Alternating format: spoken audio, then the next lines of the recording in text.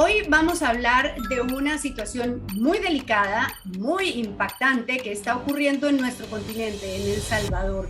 Está ocurriendo con una desatada violencia de las pandillas, una decisión radical del gobierno y de la Asamblea Nacional de declarar el estado de emergencia y unos resultados palpables y unos riesgos enormes. Mi invitado de hoy para entender este tema de lo que está ocurriendo en El Salvador es César Edgardo Martínez Flores, es el director de CREES y es diplomático de carrera retirado, profesor, analista. Empecemos por contar cuál es el hecho que motiva la declaratoria prácticamente unánime de la Asamblea del Estado de Excepción en El Salvador. ¿Qué fue lo que pasó el viernes para que se sentaran y tomaran esa decisión radical? Sí, claro. Primero, apuntar que las pandillas delictivas en El Salvador tienen un carácter muy particular. No es la tradicional violencia juvenil, sino que son grupos totalmente al margen de la ley, que el Departamento de Estado de los Estados Unidos los ha calificado como organizaciones terroristas. La manera en la que ellos han venido afectando al pueblo salvadoreño ha sido a través de las extorsiones. Cuando no se pagan las extorsiones, se incrementa el número de asesinatos. Esto estaba controlado, según se nos había informado a la ciudadanía por parte del gobierno, pero a partir del viernes se incrementan los asesinatos, convirtiéndose la noche del viernes y el día sábado en el día más sangriento del siglo, llegando a 62 homicidios. Es decir, desde el 2000 hasta el 2022, ha habido un incremento de muertes, pero nunca habían ocurrido 62.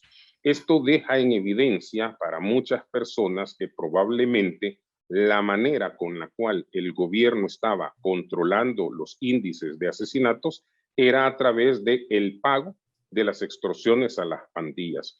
Al no pagarles, tal como lo estaban esperando en el fin de semana, entonces se dan estos hechos que tienen en estos momentos a toda la población con una zozobra y con una alarma de, primero, la sorpresa de no creerlo todavía. Estamos en un proceso de digerir que el gobierno estaba negociando con las pandillas delictivas para darnos seguridad. ¿El gobierno les pagaba a las pandillas para que no cometieran crímenes? Es decir, ¿el gobierno era también víctima de la extorsión de las pandillas, para hacerlo más claro? Eso es, definitivamente, eso es. Lo que ha estado quedando en evidencia es que la única manera con la cual se controlaba durante esta administración y al parecer en administraciones pasadas era a través de pagarle a las pandillas para que el número de asesinatos bajara. Al no lograrse ese pago, por algunas razones como la no aprobación del préstamo del Fondo Monetario Internacional, la no colocación de bonos de Bitcoin, que no se tuvo éxito en Europa, al quedarse sin caja chica el gobierno, las pandillas exigen su pago y al no obtener ese pago, entonces proceden con este fin de semana sangriento. Respondiendo a tu pregunta, el gobierno reacciona con un régimen de excepción que no lo habíamos vivido. Vamos a ver, se vivió algo en el marco de lo que fue la pandemia, pero los salvadoreños no lo habíamos vuelto a vivir desde 1989, cuando fue la ofensiva hasta el tope en el periodo de la guerra. Para mi generación fue como recordar eso de vámonos rápido a la casa, escondámonos, encerrémonos. Para las nuevas generaciones, algo totalmente que nunca lo habían vivido. Las características de este estado de excepción, para que expliquemos. Hay medidas para poder mantener a la gente presa, interceptación de comunicaciones. ¿Cuáles son las garantías que se limitan de los ciudadanos salvadoreños? Quizás apunto en primer lugar que todo se ha hecho en la forma constitucional. La Constitución le permite al presidente de la República y le permite a la Asamblea Legislativa decretar un estado de excepción por algunas razones. Una de estas razones es calamidad pública. No se discute que la cantidad de asesinatos se puede categorizar como una calamidad pública. En segundo lugar, no es un régimen de excepción general, sino que está focalizado. Son básicamente cuatro las libertades principales que se han restringido. La libertad de asociación, es decir, no podemos estar más de 3 personas en la calle sin que haya una justificación. Se exceptúa en este caso los grupos religiosos, los acontecimientos deportivos y los eventos culturales.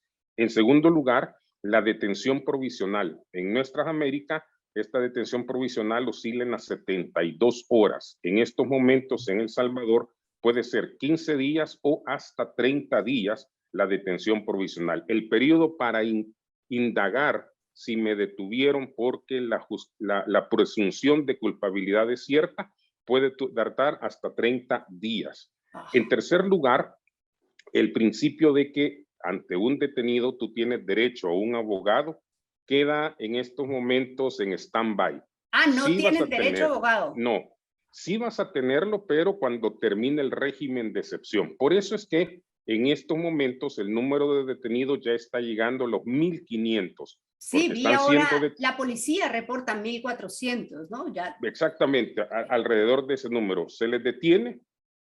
Hay bastante lo que llaman los Estados Unidos un perfil, en este caso sería cultural. El marero usa mucho tatuaje. Al detenerlos con los tatuajes que lo identifican como parte de su pandilla, inmediatamente, conforme al régimen de excepción, va a la cárcel y a los 30 días se va a oficializar el proceso. Y la cuarta libertad que se está restringiendo es la inviolabilidad de las comunicaciones, primordialmente las telecomunicaciones. En estos momentos el gobierno puede interceptar llamadas, interceptar espacios como el que tenemos ahorita, siempre y cuando haya una presunción de que lo que estamos haciendo es violentando la ley. El mensaje a la población ha sido, si usted es un ciudadano honesto, honrado, no se preocupe. Si usted se va a comunicar para delinquir, sí que los están buscando. Hasta este día no ha habido reporte alguno sobre intercepción de comunicaciones. Únicamente el día de ayer se circuló un audio en la cuenta del presidente de la República, en donde un supuesto marero estaba anunciando que se iba a proceder de la manera más violenta para contrarrestar lo que el gobierno estaba desarrollando. Hoy también, Clara, se mencionaba que era muy seguro que la Asamblea iba a sugerir, apenas han pasado 3 días, pero ya estaban hablando de 30 días más. Las preocupaciones que se tiene desde la academia, desde los analistas, es que es muy peligroso que esto se vaya a hacer la costumbre y que se vaya a justificar. ¿En qué sentido? ¿Quieren paz? ¿Quieren la tranquilidad que les hemos dado en estos 30 días? La forma de lograrlo es a través del régimen de excepción. Con lo cual es una falla total de la democracia que desde el 9 de febrero está siendo catalogada por la academia como una democracia fallida. Bueno, expliquemos, César, en fácil. ¿Qué son? ¿Qué es la Mara Salvatrucha? La Mara Salvatrucha, según el Departamento de Estado y de Justicia, es un grupo terrorista de la misma condición que Al Qaeda. Este es un grupo que surge en la década de los 70 en una alianza que se da exactamente en un parque que queda en Los Ángeles que se llama el MacArthur Park. Se unen a los mexicanos en un intento de controlar los abusos que la comunidad afrodescendiente hacía contra todos los hispanos que habían llegado a Los Ángeles. Se unen, empiezan a protegerse, es una especie en aquellos primeros años de grupos de padres de familia que, aprovechando que tú puedes andar un bate de béisbol en las calles de Estados Unidos sin que eso constituya un arma, cuando empezaban a robar los uniformes, a robar los bolsones, ellos se defendían. Con el tiempo se van a dedicar ya a lo que es delinquir. Y como estaban algunos de formato irregular, porque la palabra ilegal no la utilizamos, en formato irregular, situación migratoria irregular, empiezan a retornarlos a El Salvador, pero ellos lo único que saben hacer es delinquir. Instalados en El Salvador, continúan, probablemente uno de los ejemplos de globalización más claros que tenemos es el de las pandillas delictivas. Tienen sucursales de crimen, tanto en la zona de los Estados Unidos como también en El Salvador, y cada vez extendiéndose más. La Mara Salvatrucha precisamente se origina ahí y ahora es uno de los grupos delincuenciales que se dedica sobre todo a la extorsión. No sé si conoces este dato. Son tan violentos que ni siquiera los Zetas, el famoso grupo narcotraficante de México, ha querido tratar con ellos, porque les afectaría tremendamente el negocio del narcotráfico, por la manera tan violenta, el irrespeto absoluto y total a lo que es la vida. Ellos, la Mara Salvatrucha, no se dedica tanto al tema de drogas como se pudiera imaginar, no se dedica tanto al tráfico de estupefacientes. El tema de ellos es la extorsión, el miedo como arma ante la sociedad para poder obtener un beneficio. ¿Cuántos integrantes de la Mara Salvatrucha hay? ¿Y cómo es la historia del pedido de extradición de unos jefes de ellos por parte de Estados Unidos? Muy bien.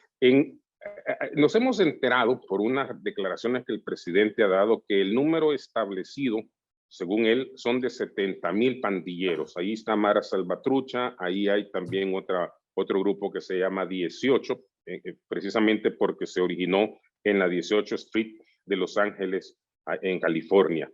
En total los ha contabilizado en 70,000. Para que tú te hagas una idea, en los momentos más álgidos de la guerra civil en El Salvador, el ejército salvadoreño, financiado por los Estados Unidos de América, estaba constituido por 60,000 hombres.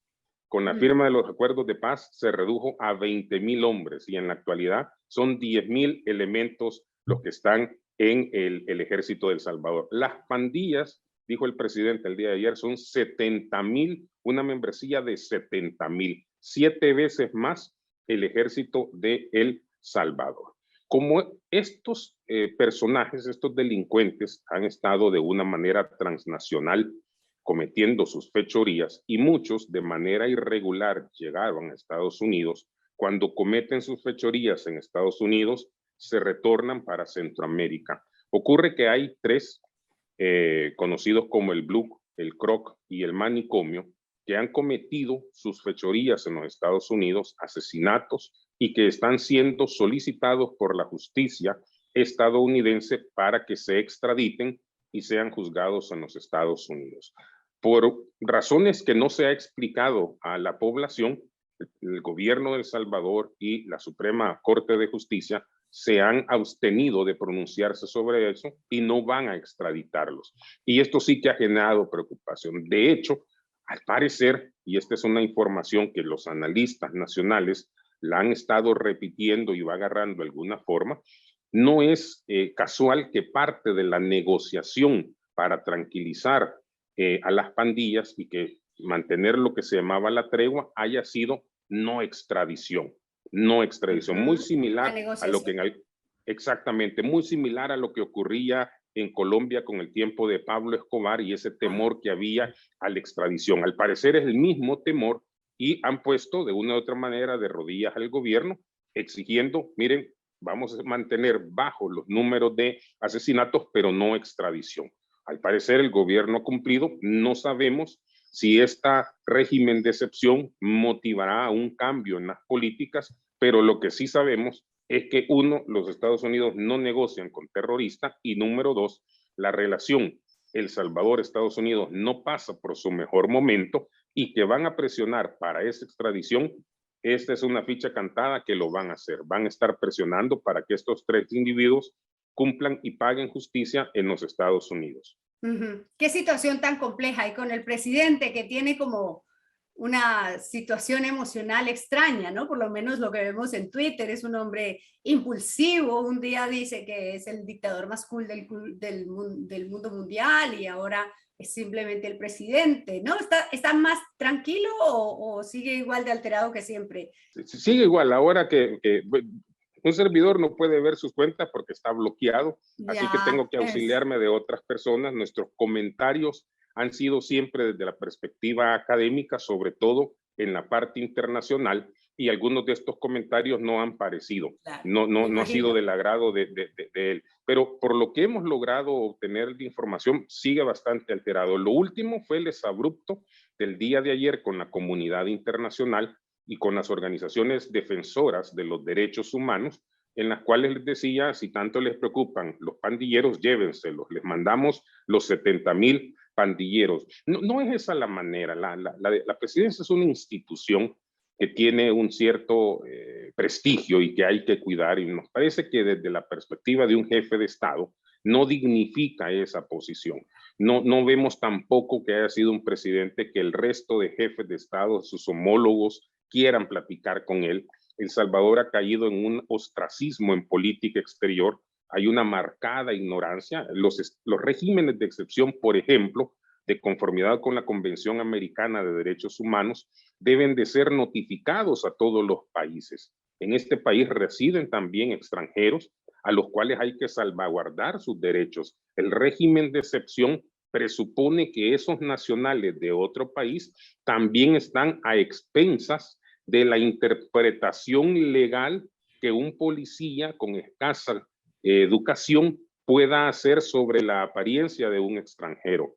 ¿Te imaginas lo que significaría que se detenga al nacional de otro país, que se le capture y que se le confunda con un pandillero? Sería un problema internacional. Por eso, la importancia que cuando ocurre este tipo de acciones, totalmente, insisto, en el marco de la Constitución, hay que notificar. Con la globalización, Clara, los países estamos totalmente interconectados. Pensar como en los tiempos de Westfalia, este es mi pequeño reino y aquí mando yo, híjole, son 350 años atrás de historia. Tenemos que pensar hacia futuro. Bueno, pues muy compleja situación. Muchas gracias, César, por ayudarnos a entender lo que pasa en El Salvador y que tiene efectos pues sobre la humanidad y claramente sobre la región, y nosotros pertenecemos al continente americano y nos tiene que doler lo que pasa en Centroamérica también. Gracias. No, muchas gracias a ti, Clara, y un saludo a todos los seguidores y los televidentes o intervidentes de Epicentro. Un gran placer. Así es. Nos vemos pronto. Gracias.